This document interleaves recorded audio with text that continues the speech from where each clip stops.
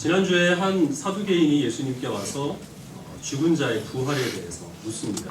예수님께서는 내가 성경도 또 하나님의 능력도 알지 못하는 거로 오해하였다라고 그렇게 말씀하셨습니다. 지난주 말씀인데요. 여러분들이 기억하시는 것은 위아래밖에 없으시겠지만 그 예수님께서 하신 말씀의 의미는 우리 그리스도인들이 세상을 살아갈 때는 우리가 지금 경험하는 것과 나의 지식을 가지고 하나님을 판단하거나 하나님의 나라를 생각해서는 안 된다는 것이죠. 하나님의 사람들은 항상 하나님의 말씀을 바탕으로 하여서 하나님을 이해해야 하고 하나님을 바르게 믿는 그 믿음 가운데 이 인생을 우리가 해석하고 또 바라볼 때에 우리가 오해하지 않고 하나님의 뜻 안에서 진실되게 살아갈 수 있다는 말씀이었습니다. 사두개인이 와서 예수님께 이 논쟁을 벌였지만 아무 얘기도 하지 못하고 아무 대답도 하지 못하고 돌아갔다는 이야기를 듣고 바리새인들이 모입니다. 당시에 바리새인들은 사두개인들과 좀 대척적인 관계에 있었는데요. 왜냐하면 이 사두개인들은 부활을 부인했고 또 바리새인들은 부활을 인정했고 이런 점에 있어서 차이점이 있었기 때문에 서로 이제 대적하는 관계였습니다. 근데 이 바리새인들의 입장에서는 예수님의 정체에 대해서 지금 혼란을 느끼고 있는 거죠. 우리와 동조하지 않으니 당연히 사두개인들 편에 붙어서 그들의 편을 들 것 같은데 사두개인들과도 마찬가지로 대적하고 있다는 겁니다. 그럼 도대체 이 예수라는 사람은 누구인가 하는 그런 예수님의 정체성에 대한 혼란을 가져왔던 것이죠. 바리새인 중에 한 율법사가 예수님께 와서 예수님을 시험하기 위해서 질문을 하게 됩니다. 바리새인이라고 하는 것은 바리새파에 속한 사람이라는 뜻인데요. 율법사나 서기관들은 특별한 그 지위에 있는 사람들이죠. 그래서 그런 사람들 중에서 바리새파에 동의하는 같은 성향을 갖고 있는 사람들을 통칭적으로 바리새인이라고 불렀기 때문에 오늘 예수님께 온 이 율법사도 바리새파에 속한 사람이었습니다.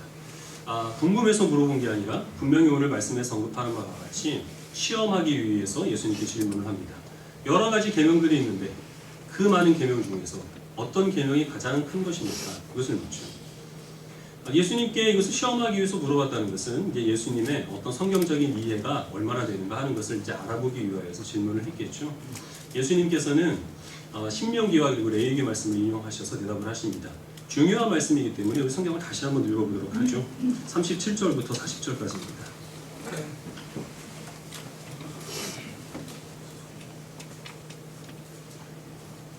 37절부터 40절까지 우리 한 목소리로 함께 읽겠습니다. 시작.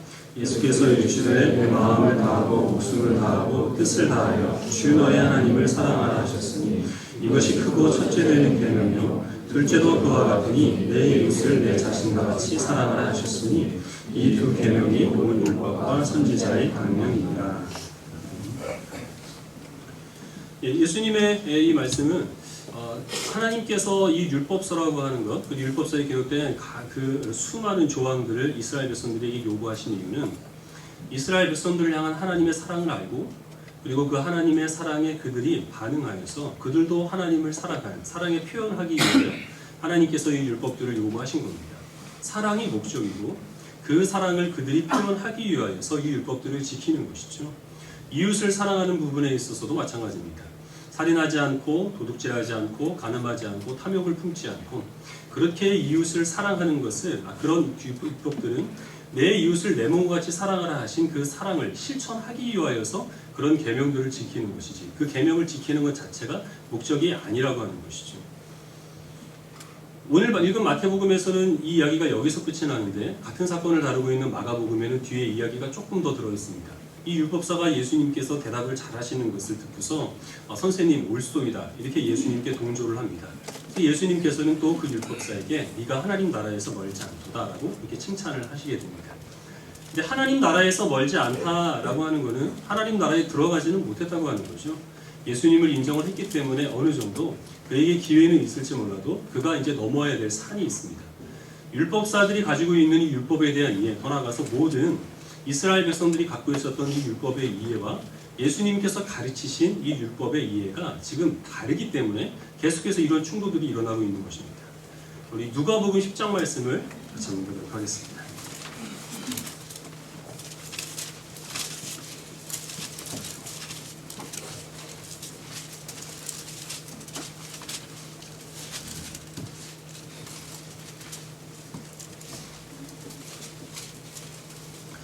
누가복음 10장 25절부터 37절까지의 말씀입니다.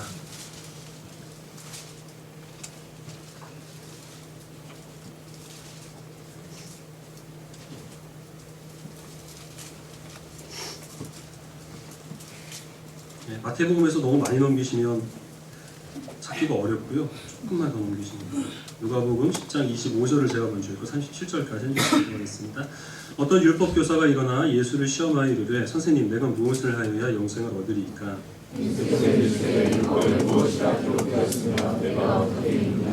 대답하여 이르되 내 마음을 다하며 목숨을 다하며 뜻을 다하며 힘을 다하며 뜻을 다하여 주 너의 하나님을 사랑하고 또한 내 이웃을 내 자신과 같이 사랑하라 하였나이다.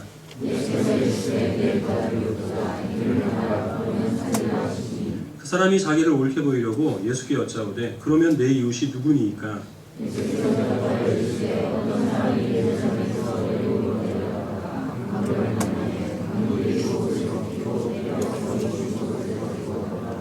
마침 한 제사장이 그 길로 내려가다가 그를 보고 피하여 지나가고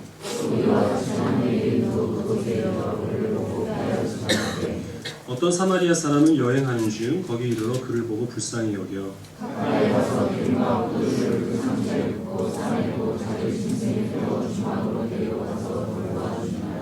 그 이튿날 그가 주막 주인에게 데나리온 2를 내어주며 이르되 이 사람을 돌보아 주라. 비용이 더 들면 내가 돌아갈 때 갚으리라 하였으니 읽겠습니다. 이르되 자비를 베푼 자이다. 예수께서 이르시되 가서 너도 이와 같이 하라 하시니라. 아멘. 오늘 마태복음 본문과 비슷한 상황입니다. 한 율법사가 예수님을 시험하기 위해서 왔습니다. 그리고 그 예수님께 내가 어떻게 해야 무엇을 해야 영생을 얻을 수 있겠습니까? 라고 그렇게 질문을 하죠. 예수님께서는 네가 율법교사니까 네가 더 잘할 것이 아니냐, 율법에 무엇이라고 써있느냐라고 되물으시죠. 그래서 이 율법교사는 우리가 읽은 그 마태복음 본문에서 예수님께서 하신 말씀과 똑같은 말을 합니다. 마음과 뜻과 정성을 다해서 주 너의 하나님을 사랑하고 내 이웃을 내 몸과 같이 사랑하라 하는 것입니다. 그러면 예수님께서 그 말씀을 듣고 그러면 그것을 행하라 그래야만 네가 살리라 라고 말씀하시죠. 그때 이 율법사가 내 이웃이 누굽니까? 라고 묻습니다. 내 이웃이 누굽니까? 라고 묻는 그 의도가 지금 여기에 누가복음 본문에 나와 있는데요. 자기를 옳게 여기려고 라는 것입니다. 이 율법사는 모든 그 율법들을 자기가 다 지키고 있다고 생각을 한 것이죠. 모든 율법들을 다 지키고 있다는 말은 바꿔서 얘기를 하면 하나님에 대한 사랑과 이웃에 대한 그 사랑을 전심으로 자기가 온전하게 다 실천하고 있다라고 그렇게 여기고 있는 것입니다. 율법과 선지자의 강령이 하나님과 이웃에 대한 사랑이기 때문에. 그래서 예수님께서 어떤 이웃을 이 율법사에게 얘기를 하든 나는 그를 사랑한다라고 얘기를 함으로 그래서 자신이 율법으로 지금 충분히 구원을 받았고 그래서 더 나아가서는 예수님의 십자가의 은혜가 필요 없다라고 지금 이야기를 하기 위하여서 내 이웃이 누굽니까? 라고 지금 예수님께 물었던 것이죠. 그래서 예수님께서는 우리가 잘 아는 선한 사마리아 비유를 이 율법사의 그릇된 생각을 깨뜨리기 위하여서 말씀하시는 것입니다. 어떤 사람이 예루살렘에서 여리고로 내려가다가 강도를 만납니다. 그래서 강도한테 맞아서 거의 반은 죽은 상태로 버려지죠. 첫 번째로 제사장, 두 번째로 레위인이 지나가는데 제사장과 레위인은 이 강도 만난 자를 도와주지 않습니다.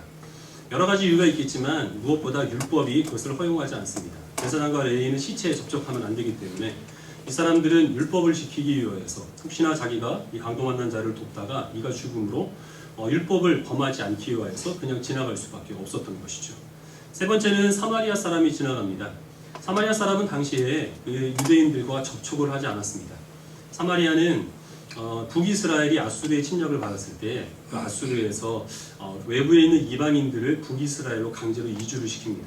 그래서 억지로 결혼을 시켜서 그래서 태어난 혼혈 족속이기 때문에 이스라엘 사람들이 심하게 경멸을 하고 이방인들보다 더 부정하게 여겼던 사람이 이 사마리아 사람입니다. 이 사마리아 사람은 이 강도 만난 사람을 불쌍히 여기죠. 자기가 가지고 있는 기름과 포도주로 그를 살려내고 그리고 자기의 그 짐승에 싣고 주막까지 자기는 걸어서 이 강도 만난 자를 데리고 갑니다. 그리고 그 주인에게 맡기면서 2 데나리온을 주고 이것으로 이 사람을 정성껏 보살펴 주십시오. 혹시 이것이 모자라면 내가 돌아오는 길에 반드시 갚겠습니다. 라고 얘기를 하고 자기의 길을 떠납니다. 이야기까지 하시고 예수님께서 율법사에게 다시 물어보십니다. 네 생각에는 누가 강도 만난 자의 이웃이 되겠느냐? 율법사는 자비를 베푼 자입니다. 라고 대답했고 예수님께서는 가서 너도 이와 같이 행하라 라고 말씀을 하십니다. 이 비유의 결론을 이 선한 사마리아인과 같이 우리 그리스도인들도 어려운 사람을 도와야 한다 라고 하면 예수님께서 이 비유의 말씀을 하신 것과 정반대되는 결론을 우리가 가져갈 수 있는 것이죠. 예수님께서 말씀하신 의도는 그것이 아닙니다. 이 비유 가운데서 지금 이 율법사에 해당하는 인물이 누구겠습니까? 선한 사마리아 사람이 아니라 강도 만난 자라는 것이죠.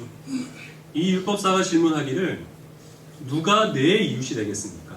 누가 나의 이웃이 되겠습니까? 이 질문이었는데 예수님께서 이 비유를 말씀하시고 이 율법사에게 다시 물으신 것은 누가 강도 만난 자의 이웃이 되겠느냐라고 물으신 거죠. 이 율법사의 입장에서는 자기가 이웃으로 삼고 있는 사람들을 다 사랑한 거죠. 근데 그것은 어디까지나 유대인들입니다. 이방인들이나 아니면 사마리아인들이나 이런 사람들은 아닙니다. 그들에 대한 자신의 유의무를 다 자기가 지킴으로 내가 이웃을 충분히 사랑하고 있다라고 생각을 한 거죠. 근데 네가 만약에 강도를 만났다고 생각을 해봐라 라는 것이죠. 거의 다 죽어가는데 제사장도 레위인도 너와 같은 바리새인도 다 너를 그냥 스쳐서 지나가는데 네가 그토록 경멸해야 하지 않는 사마리아 사람이 와서 너를 도와준다면 그가 나를 만져서 내가 부정하게 된다는 이유로 그의 도움을 뿌리칠 수 있겠느냐라는 겁니다. 그렇게 되면 그래서 그의 도움을 받아들이면 그때부터는 너는 사마리아 사람의 이웃이 되는 것이다 라는 겁니다. 이 율법사의 주변에는 지금 이 사마리아 사람과 같은 사람이 너무나 많이 있다는 것이죠. 이방인이 그렇죠. 세리가 그렇고 창녀가 그렇습니다.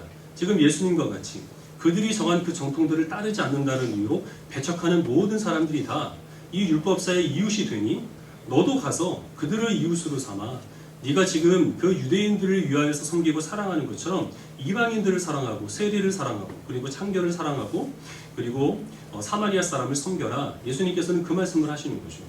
그럼 이 율법사가 예수님의 말씀에 순종할 수 있었을까요? 그럴 수 없죠. 그렇게 되면 이 율법사는 자기가 살고 있는 그 유대인 공동체에서 쫓겨날 수밖에 없는 겁니다.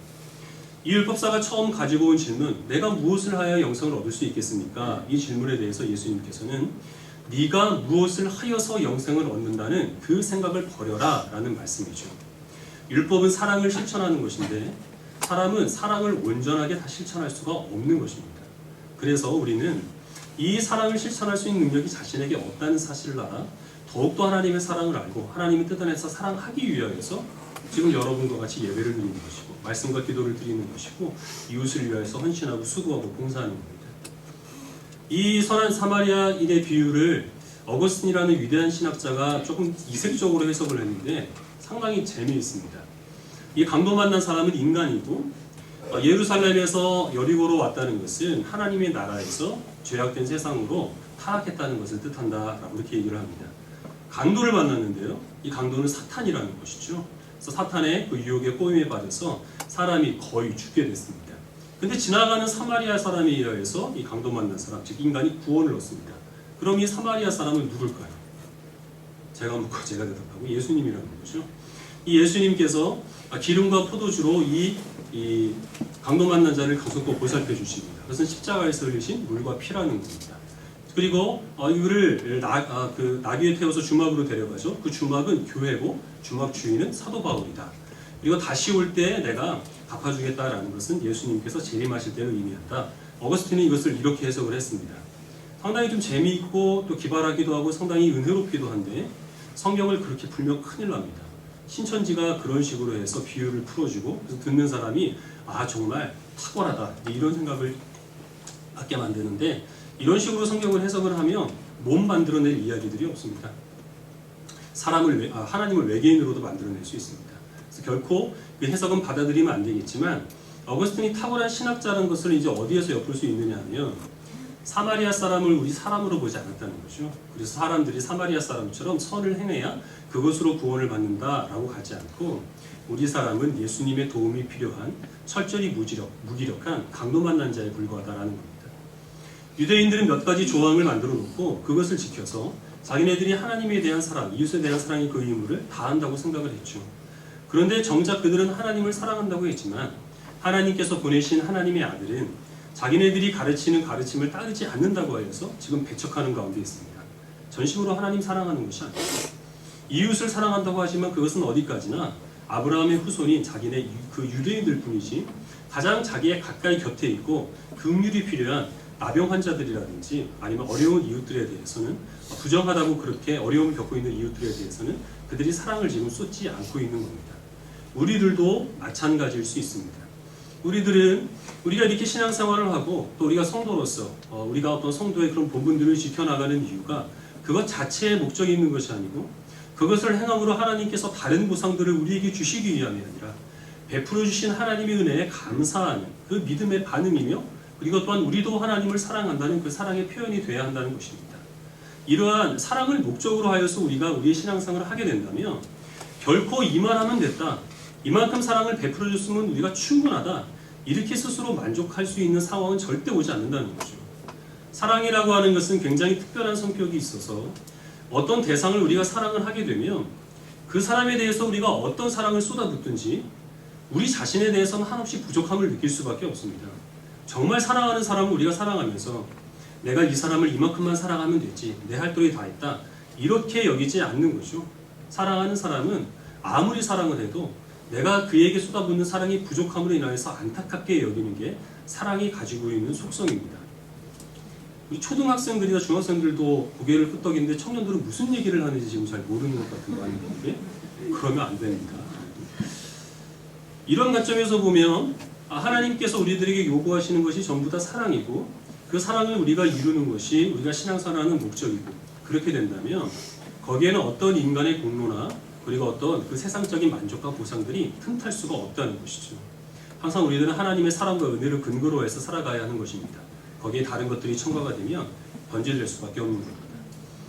수요일에도 수요예배 때도 말씀을 드린 것이 좀 중복되는 부분이 있는데 수요예배 들으신 분은 좀 양해를 해주시고, 우리 개신교는 카톨릭에서 갈라져 나왔죠. 카톨릭에서 구원을 받는 그 도리로 이제 이야기를 하는 것, 구원의 방편으로 얘기를 하는 것은 물론 하나님께서 우리를 위하여 허락하신 예수 그리스도의 십자가의 은혜입니다. 근데 그 십자가의 은혜만으로는 구원을 받을 수 없고 인간이 공로를 쌓아야, 그래야 구원에 이를 수 있다라는 게 카톨릭의 교리였습니다. 그 인간의 공로에 해당하는 것은 교회에서 가르치는 여러 가지 절기들을 지키고 그리고 교회의 그 7가지 성례에 참여하고 또 가난한 사람들을 위하여서 정기적으로 어려운 사람들을 돕는 구제 행위에 참석하는 것, 이런 것들이 포함됩니다. 그리고 또 가톨릭 교인들은 사람이 죽으면 연옥에 간다고 이야기를 하죠. 바로 천과 지옥으로 가지 않고 연옥에 머물러 있는데, 연옥에 있는 사람을 위하여서 지금 이 땅에 있는 사람들이 열심히 기도하고 그들을 위하여 헌금을 하여야, 그래야 거기 있는 사람들이 여기 있는 사람들의 공로로 천국에 갈 수 있다고 얘기를 합니다. 이런 공로를 쌓아가는 것도 거기에 포함이 되죠. 다음 주는 종료주일이고 이제 고난주간이 월요일부터 시작이 되는데, 여러분 해외 토픽 같은 데 보시면 고난주간에 카톨릭 교인들이 십자가를 지고 가거나 자기의 몸을 팔로 자해를 해서 피를 흘리면서 그래서 이제 순례를 떠나거나 하는 것들을 보게 될 겁니다. 왜 그렇게 하느냐 하면 그렇게 해서 예수님의 고난에 동참을 하는 그 고행을 통하여서만 구원에 이를 수 있다. 그 사람들은 자기네들이 구원을 받기 위한 처절한 몸부림이라는 거죠. 그렇게 해서 하나님의 은혜와 인간의 공로가 함께 구원에 이르는데 효용이 있다라고 그렇게 이야기를 했습니다. 근데 종교개혁자들은 그것이 성경의 가르침에 명백하게 어긋난다는 것을 그들이 지적을 하게 된 것입니다. 오직 구원은 하나님의 전적인 은혜로 말미암아 가능하다라는 것입니다. 그래서 종교개혁이 일어나게 된 것이죠. 종교개혁이 일어난 이후에 카톨릭은 우리 개신교인들에 대해서 철천지 원수로 되었습니다. 실제로 카톨릭 교리를 보면 우리가 신앙 고백으로 고백하는 것들, 예를 들면 구원은 오직 전적인 하나님의 은혜로 그리고 하나님의 주권적인 선택으로 가능하다라는 것을 고백하는 자는 저주를 받을지어다, 이렇게 되어 있습니다. 그렇게 철저하게 우리를 원수 취급을 했는데 1961년에 제2차 바티칸 공의회가 열립니다. 거기에서 이 카톨릭이 한 차례가 아니죠, 2번째입니다. 개혁을 시도를 했는데 그때 이 카톨릭은 우리 개신교인들도 형제로 받겠다, 이렇게 얘기를 했습니다. 그래서 이제 우리는 그들의 형제가 된 것이죠. 그런데 우리 개신교인들만 형제가 된 것이 아니라 불교 신자들과 이슬람 교인들과 그 어떤 종교를 신봉하는 사람이든지 다 어떤 종교를 갖고 있는 모든 사람이든지 모두 다 형제로 받아들이게 됐습니다. 왜 그랬느냐 하면 이들이 생각하는 하나님의 은혜는 선택받은 자들만을 위하여 하나님께서 베풀어 주신 사랑이 아니라 이 땅에 존재하는 모든 사람들을 위하여 허락하신 하나님의 은혜라는 거죠. 그렇기 때문에 어떤 형식으로든지 절대자의 존재를 인정을 해서 그 절대자를 믿도록 종교 생활을 하는 모든 사람들은 그 공로로 말미암아 구원을 받는다, 여기까지 간 것입니다. 하나님의 전적인 은혜와 사랑을 부인하고 거기에 어떤 인간의 공로를 첨가를 하게 되면 카톨릭에서 지금 그 주장하고 있는 것들은 전형적인 종교다원주의죠. 이것은 하나님께서 가증스럽게 여기신 가나안 땅에서 이스라엘 백성들이 신봉한 혼합 종교에 불과합니다. 그런 식으로 변질될 수밖에 없는 겁니다. 종교개혁자들은 거기에 철저하게 반대를 해서 오직 성도의 구원과 구원받은 성도들이 살아가는 것은 인간의 공로가 아니라 하나님의 은혜이고, 성도들이 열심히 신앙생활을 하고 헌신적으로 봉사하는 것은 다른 보상을 위해서가 아닌 베풀어 주신 하나님의 은혜에 반응하는 것이다 라는 것을 철저하게 지켜왔습니다. 그러나 우리 개신교 안에서도 여러 차례 이 하나님의 은혜를 공격하는 여러 가지 시도들이 있었습니다. 그 중에 하나가 18세기에 일어난 감리교 운동입니다. 감리교의 교리는 하나님께서는 모든 사람들을 위하여 예수님의 십자가의 은혜를 허락하여 주셨다라는 것은 카톨릭과 같습니다. 그런데 그 허락하여 주신 예수 그리스도의 은혜를 사람이 자기의 의지로 믿어야 그래야 구원을 받는다라고 그렇게 얘기하는 것에서 카톨릭과 구별되고 우리 장로교 신학과 또 구별되는 것이죠. 그래서 결국 구원받는 것이 하나님의 은혜로 이야기를 하지만 자기가 결심해서 믿어야 되기 때문에 인간의 공로가 카톨릭만큼은 아니지만 거기에 첨가되게 된 것입니다. 그래서 이 감리교인들은 사람이 이 세상을 살아가는 동안에 완전히 의로워지는 게 가능하다고 이야기를 합니다. 왜냐하면 인간의 공로로 구원을 이뤘기 때문에 그 공로로 인하여서 완전하게 거룩해지는 사람이 가능하다는 거죠. 그럼 완전히 거룩해진다는 게 오늘 예수님의 말씀을 우리가 비추어서 해석을 하면 어떤 의미가 되겠습니까? 마음과 뜻과 정성을 다하여 온전히 하나님을 사랑하고 자기의 이웃을 정말 자신의 몸을 가꾸고 보살피듯이 그렇게 섬기는 사람이 가능하다는 것이고, 그렇게 될 때에만 사람은 완전한 구원을 이루게 되는 것이고, 그렇지 못한 사람은 열등한 신자가 되는 겁니다. 그러나 우리가 따르고 있는 루터나 칼빈 선생님의 그 가르침에 의하면 성도들이 살아가는 동안에는 완전한 거룩함을 이룰 수가 없습니다. 아무리 온전히 하나님을 사랑한다고 한들 전심을 다해 하나님을 사랑할 수 없습니다. 우리들이 이렇게 와서 예배를 드리고 하나님의 말씀을 통하여 큰 위안을 받지만 사실 어떤 순간에는 성경을 통하여 주시는 하나님의 위안보다 물질이나 옆에 있는 사람이나 세상이 주는 위안이 더 직접적으로 우리들에게 기쁨을 줄 때도 있음을 우리가 부인할 수 없는 것이죠. 우리가 또 우리에 있는 모든 이웃들을 내 몸과 같이 사랑할 수 있겠습니까? 예수님께서 하신 말씀처럼 내 원수를 사랑하고 너의 오른쪽 뺨을 치는 사람을 왼쪽 뺨을 댈 수 있는 그런 사랑을 실천하는 사람은 없다고 하는 것이죠. 감리교가 그 자체가 어떤 이단성을 가진 것 결코 아닙니다. 감리교 신자들도 분명히 구원을 받을 것이고 카톨릭 교인들도 그들이 구원을 받을 것인가 아닌 것인가 우리가 판단할 것은 아닙니다. 그러나 하나님의 은혜에 인간의 공로가 첩과가 되면 어떤 식으로든 변질이 되고 말입니다.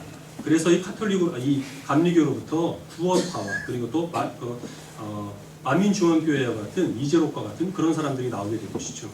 이들은 사람이 완전히 거룩해질 수 있다고 여기고 교주는 완전히 거룩해진 사람이기 때문에 그 교주가 사람들이 어느 정도까지 완전에 이르렀는가를 퍼센테이지로 판단을 합니다. 그런 일을 행하는 사람들이 바로 그렇게 인간의 공로가 첨가된 그 결과가 극단적으로 잘못된 이단이 초래하는 것이죠. 또 한 가지는 우리가 하나님의 은혜에 전적으로 감사하여서 그 사랑에 반응하기 위해서 신앙생활을 하는 것이 아니라 우리의 공로를 쌓아서 다른 보상을 받아내기 위한, 그래서 부리는 그 열심이 무엇을 초래했느냐 하면 기복신앙을 가져오게 됐습니다. 은사주의 또 어떤지 기복주의, 이 모든 것들이 다 하나님 은혜 가운데서 우리가 감사하는 마음으로 신앙생활을 하는 것이 아니라 하나님이 더 사랑하는 사람, 하나님이 더 풍성한 은혜와 긍휼을 허락하여 주는 사람을 인위적으로 분별하기 위해서, 판별하기 위해서 그런 신학들이 들어오게 된 것이죠. 우리 장로교 신학, 이것이 완전하지 않습니다. 어떤 교리든지 완전한 교리는 없습니다. 그리고 또 이 교리를 저도 잘 이해하지 못합니다. 하나님께서 선택하신 사람만 구원하셨다는 그 말씀을 저는 죽는 날까지 아마 이해할 수는 없을 겁니다. 그럼에도 불구하고 그 교리가 가장 성경 말씀을 잘 반영하고 있는 말씀이고 그 말씀 안에 있을 때 가장 안전하기 때문에 여러분들은 다 그 교리에 동의하지는 않을 줄 압니다. 그럼에도 불구하고 그 교리를 붙들고 하나님의 은혜 가운데서 안전하게 신앙생활 하기를 바라는 마음이 저에게는 있습니다. 그렇게 신앙생활 할 수 있게 되기를 바랍니다. 성경 말씀을 한 절만 더 보도록 하겠는데요. 고린도전서 13장입니다.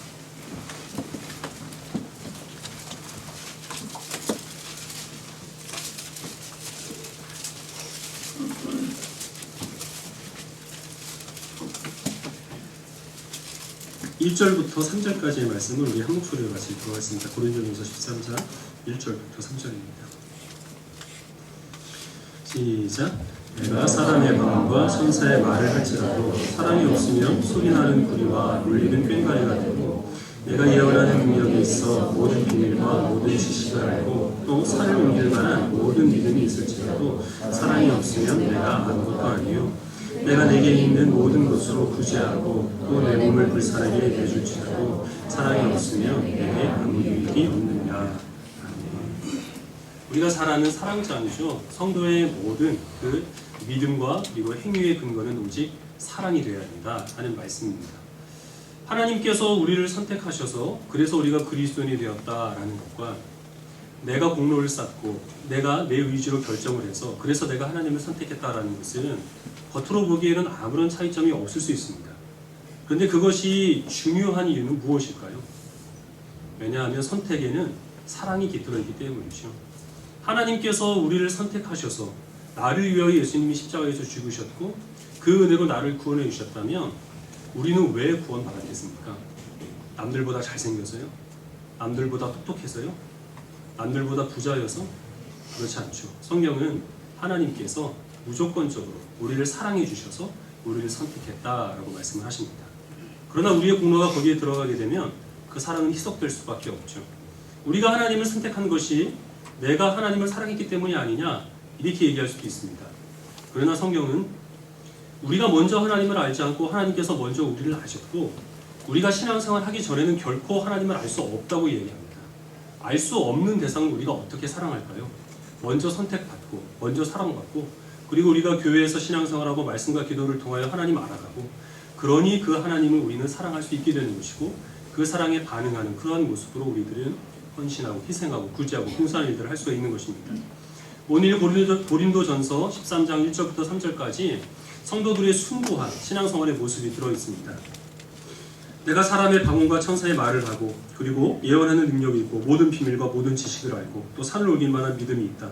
사람들은 그런 사람을 보면서 정말 다른 사람들보다 더 특별한 사람이다 이렇게 여길 수 있을 겁니다. 그러나 그것이 내가 특별해서가 아니라 하나님께서 나에게 부어주신 전적인 사랑이라는 사실을 깨닫지 못한다면 그 모든 능력도 그 모든 신비한 비밀들도 아무것도 아니라 그렇게 말씀하십니다. 또 그 뒤에 내가 내게 있는 모든 것으로 구제하고 내 몸을 불사르게 내줄지라도 그렇게 이웃을 헌신적으로 사랑하는 사람이 있다 하더라도 바리새인들이 했던 것처럼 그것으로 나를 드러내려 하거나 내 만족을 누리기 위한 목적으로 한다면 아니면 어떤 보상을 바라면서 이러한 어떤 구제 행위들을 한다면 아무 유익이 없다 그렇게 말씀하시죠. 오직 사랑만이 우리가 신앙생활에 그리고 성도의 삶의 근거가 되어야 한다라는 말씀입니다. 우리는 이 반대편의 그 유혹도 조심을 해야 됩니다. 사랑을 우리가 빌미로 하여서 얼마든지 우리는 나태해지고 방탕해질 수 있습니다. 감리교 운동이 일어난 이유가 그리스도인들이 한번 구원받으면 구원이 취소되지 않는다는 것을 명분으로 해서 너무나 방탕하게 살았기 때문에 그래서 성결 운동을 일으킨 것이 감리교 운동으로 발전하게 된 것입니다. 순복음 신학 그리고 또 기복주의 이런 것들이 왜 나왔느냐 하면 성도들이 죽어서 천국 가는 것으로 만족을 하고 살아있는 동안에는 하나님께 헌신하지 않는다는 것이죠. 교회에서 지체를 위하여서 섬기는 모습이 없기 때문에 어떻게든 보상을 내걸어서라도 성도들의 열심을 불러일으키기 위하여서 이런 기복주의가 나온 것입니다. 우리 믿는 그리스도인들은 그런 보상이 아니라 하나님의 사랑에 반응해서 하는 것이기 때문에 그렇게 그것을 통하여서 구원을 이룬다거나 아니면 그렇게 해주면 하나님께서 100배로 갚아주신다는 그런 헛된 소망을 가지고 열심히 신앙생활하는 사람들보다 사랑을 힘입어서 신앙생활하는 우리들이 훨씬 더 하나님 앞에서 열심 있게 그리고 헌신적으로 보여야 하는 것이 마땅한 것입니다. 진정으로 누군가를 사랑하게 되면 이렇게 함께 있을 때만 그 사람을 생각하지 않죠. 떨어져 있을 때도 늘 그 사람을 생각하고 늘 그에 대한 생각이 나의 모든 행동과 판단을 지배하게 됩니다. 내가 전에는 싫어하던 음식도 그 사람이 좋아하면 함께 먹어주는 것이고 내 마음에 드는 옷을 입는 게 아니라 사랑하는 그 사람이 마음에 들어 해주는 그것을 입는 것이 그것이 사랑이라는 것이죠. 주일에 와서 이렇게 예배를 드리는 것만 우리가 하나님께 대한 그 사랑의 의무를 다했다 이렇게 얘기해서는 안 된다는 것이죠. 밖에 나가서 6일 동안 살아가는 동안에도 하나님께서 우리와 동행하시고 또한 하나님께서 우리들에게 무엇을 원하시는지를 믿고 분별할 수 있는 지혜를 가지고 살아가는 것이 하나님을 사랑하는 참된 주의 백성들에게 주님께서 원하시는 믿음의 본분의 모습들입니다. 죽는 날까지 전심을 다해 하나님을 사랑할 수는 없지만 그러나 그럼에도 불구하고 주께서 우리들에게 원하시는 것이 바로 그 사랑이라는 사실을 기억하시고 마음과 뜻과 정성을 다하여 주 여호와 하나님을 사랑하시고 옆에 있는 가족과 이웃과 우리의 지체들과 심지어 내가 평소에 관심을 가지지 않았던 사람들, 때로는 나에게 피해를 입히는 그런 원수라도 내 몸을 우리가 아끼고 그리고 보살피듯이 그에게 사랑을 베풀 수 있는 이 예수님의 사랑의 경지까지 도달할 수 있도록 힘쓸 수 있는 모든 성도들이 되시기를 주님의 이름으로 부탁드리겠습니다.